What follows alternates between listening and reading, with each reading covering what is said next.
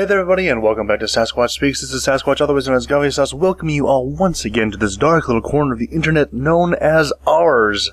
On today's episode, we will be continuing our exploration of work and money and things like that. Yesterday was kind of a slight departure. It was more of a it was actually a buyer beware talk, and how you should be careful in how you spend your money on things, and just because someone says it's a deal doesn't always mean it's the case. Usually it's not. In fact. Anyway, today's topic is a little bit different. It's actually going to be ramping up for tomorrow. So people should either be excited or terrified of that, depending on your point of view on what I'm going to talk about today. That being, I was driving down Woodward. If you're in Michigan, you know what Woodward is. Even if you don't know, even if you do not live in Michigan, you should probably still know what Woodward is. It is the first paved road in America, and I believe it was the first actually paved road anywhere. I could be wrong on that, but at least within America, it's the first paved road going back to, I think the 1800s. I could be wrong on that, but I'm pretty sure it's the first paved road. Old Michigan 1, if you want to be real technical about it. But I'm driving down Woodward, and that's not really the point. The point is, I'm driving down Woodward a couple of days ago, and there is this store. I don't even remember what it is. I just drive past it, and about half the time, there's someone standing outside with a gigantic sign saying, "Shame on this place. Labor dispute." And all these people are standing outside, and I'm like, okay. I understand. I don't understand. I don't work there. I have no intention to, because clearly it's a bad place to work, because about 6 months out of the year, there's someone standing outside, even in the rain or in the sun or in the freezing cold, having some sort of dispute with this company. I mean, there's like a prepared knowledge. Is like, okay, well, I got some cardboard and I drew on it in my garage. I mean, there's like a professionally printed 20-foot banner waving in the breeze outside of this place. And I'm like, okay, this place is clearly not a good place to work. Clearly. Because, I mean, labor dispute, right? Right? Labor dispute. And it is so bad that there are consistent and regular disputes with this retailer, to the point that you have spent money and time and effort to get something professionally printed up to express your displeasure at working for this people. Why are you still working there? Okay, I understand. This is Michigan. I understand. Michigan has probably, I won't say the worst, but if we're not the worst, we're like second or third at the worst. At best. In terms of unemployment and lack of jobs here in America. And this is not the place you want to come to in order to, find steady, stable work. Just not the place. But even understanding that, if it is a place that is so terrible to work at that half the year you are taking time out of your day and your life and your busy schedule and money out of your pocket to go and spend it on saying, hey, this place is a really bad place to work, I have a problem with this, I would say that as much as a problem as they have, I'm not denying that they are a bad employer or anything like that. I've never been in the store. I have no intention of ever going in the store, because I think there's like some sort of a hardware store or something, so it's not something that I would ever go into. Again, no practical skills. I don't understand what anything in there would be used for, let alone actually have a need for it myself. Hire other people to do it, that's another story. Anyway, so, but if it's such a bad place to work, like I said, you're not just in disagreement with them over your working conditions. You are in such a consistent disagreement with them that you have spent time and money and effort to explain to everyone else that you have a disagreement with this place. Why are you working there? Believe me, it's not worth it. If it's causing you that much heartache that you feel you have to print up a 20-foot banner, full color, not just black and white, I mean full color, with the funny little graphics and the explosion signs and everything on it, it's a pretty in-depth little banner. And I taken notice of it because I've seen it more than once, and more than twice, and more than 3 times, and more than 4 times. They've been doing this for years. And it's like, why? I understand you need money. I understand that. I understand it. But if you need the money, you will find some other way to make it. If you don't want to work for anybody else, then don't. Quit. Start your own something. I did it. I cannot work for other people. It's against my nature. It causes me mental anguish and in some cases physical pain to consider the possibility that other people are going to hold the keys to my future over my head and go, "Aha! Now you must dance for me, little man, or else you will get nothing in your..." And yeah, just no, I'm not doing that. It goes against everything that I've been taught and everything that I understand as being right and good in the world. It's just like, I understand people have different opinions, blah, blah, blah, blah. Oh, no, yeah. The worst ones are Christians. Oh no, you're supposed to be a servant.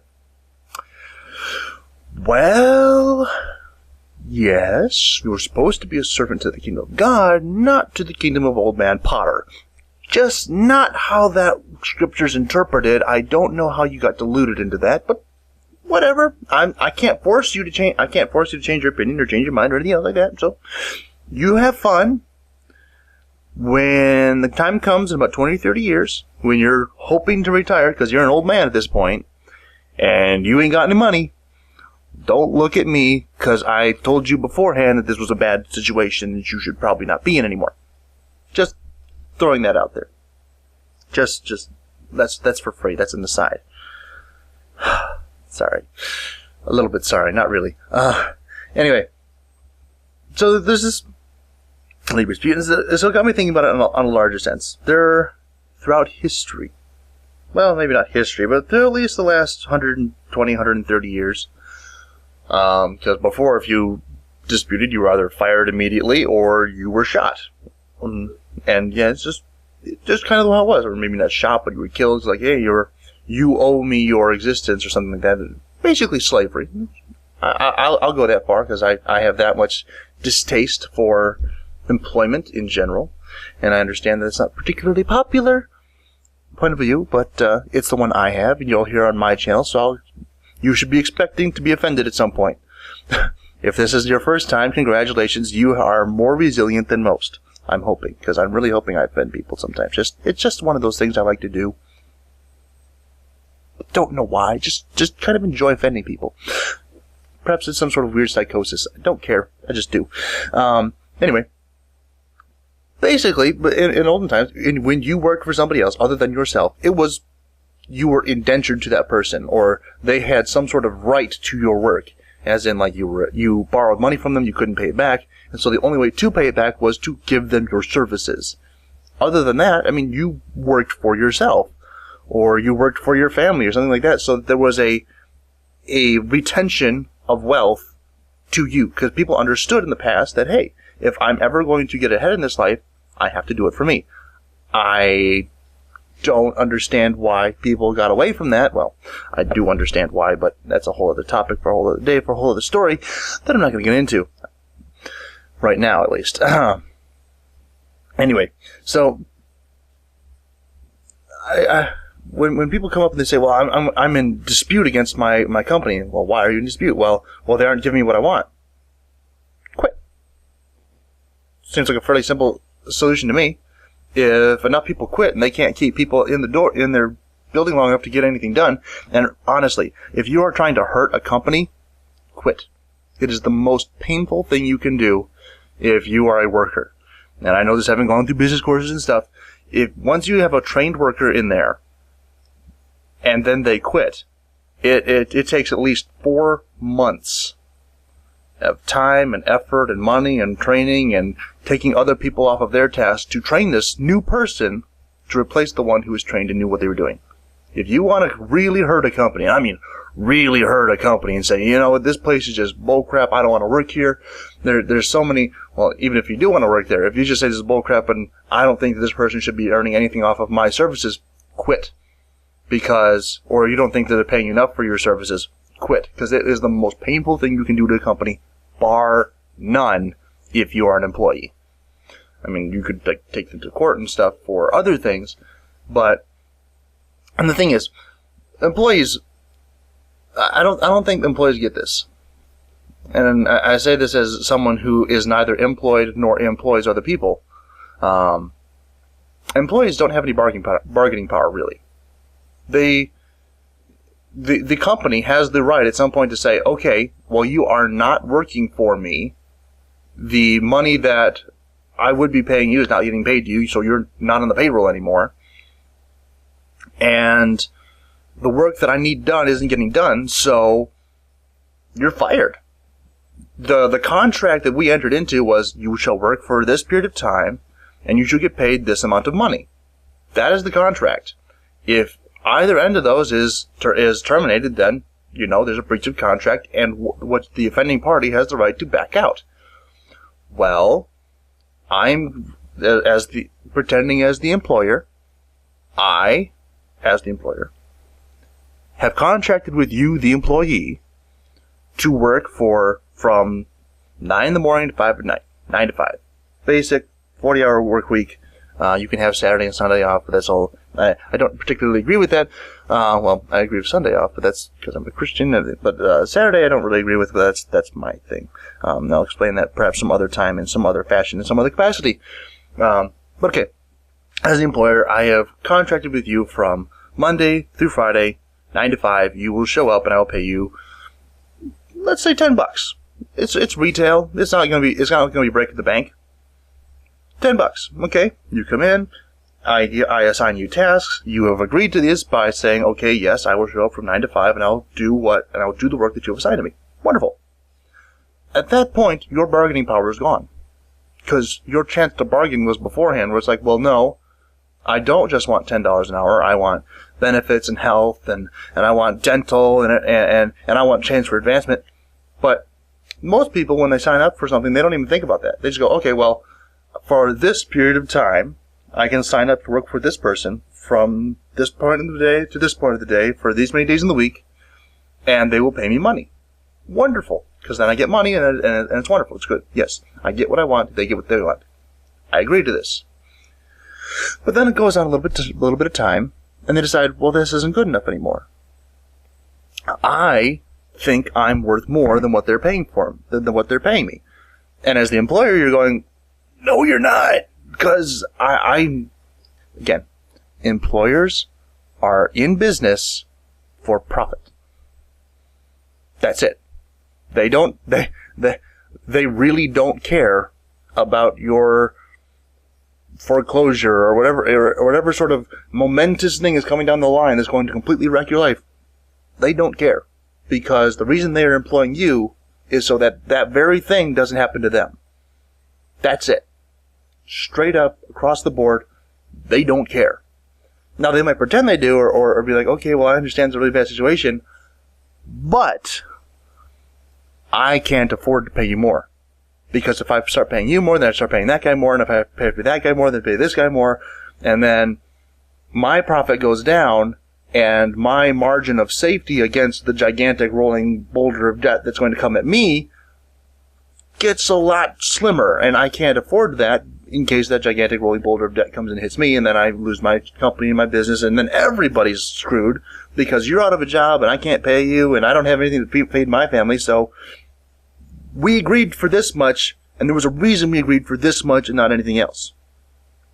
You're coming to me now and saying, I want more, I think I deserve more, I think I'm worth more. I understand what you're saying, but if you really think that, you should go somewhere else, because I don't agree with you. And that's really the basis of all labor disputes. Because people agree without fully understanding either their worth, in that, okay, well, I should be worth this from the start, and you're just trying to rip me off. And there are people who do that. In the past, I have held actual jobs and things like that. Well, I don't say actual jobs, because I have real work that I do. I would say like the traditional 9 to 5 things. Didn't like it, despised it, hated it, was incredibly happy when I left. And I didn't even miss the money that came in from that, because like the just bad things that were going. And it was a good place to work. A lot of the other people were very happy there. Not me, because it's just it goes against my grain. It's like they talk about the shark skin. You run it one way, and it's very smooth, it's very gentle, and it's one of the smoothest surfaces you'll ever feel. If you run it the other way, your hand's going to get all cut up and bloody because of the way that the scales go. That's kind of like me. If I am free to do things my way, it's very smooth, it's very clean, it's very clear. I enjoy myself, have a great time, and it works out. If I am told that I have to do things specifically, and there's some specific instances that I'm trying to avoid saying, just say I've had the worst, some of the worst and some of the best things, and both of them just rub me the wrong way. So you go the other way, and just it's like severe damage, and your nerves and veins and stuff are just hanging out of your hand because it's just like bloody and messed up. It's just bad. You don't want that to happen. So I'm perpetually confused as to why people, specifically with this one retailer, because it always happens every year. For months at a time. Labor dispute. Shame on these people. They're not giving me what I'm worth. Go find someone who will. Or you actually prove what you're worth by going out and making something yourself.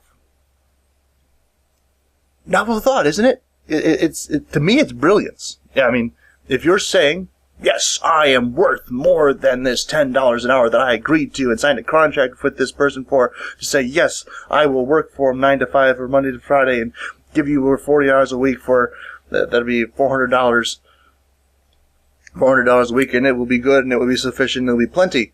Yes, I agree to this. And then a couple of them, no, it's not enough. I need more. Well, you agreed to it. It was enough before. Why is that different now? Because you agreed. We said, okay, I will give you money, you'll give you work. It seems like a pretty simple contract to me. How is it now that you, the employee, are coming to me, the employer, and saying, this isn't enough? It's the agreement, the contract that was signed that says we will work with each other like this. How are you saying that it's no longer sufficient? You're trying to break the contract, and in fact are breaking the contract now by, instead of coming in and fulfilling your duty in order to earn that $10 a week, or the $400 a week, you're now going outside and taking money out of my pocket by not working. As an employer, I'd be like, this is just me. If I made a contract with someone for that, in that capacity, again, I have not and have no intention to, but if I made someone with a contract in that capacity and they're like, well, no, this is bullcrap, I'm not working here anymore because I think I'm worth more than I have already contracted with you, and there was agreement and consideration on both parts, and this has been working for some period of time, and now you're saying no? Well, forget you, sir. Here's a pink slip. The door is that way. Don't let it hit you on the way out.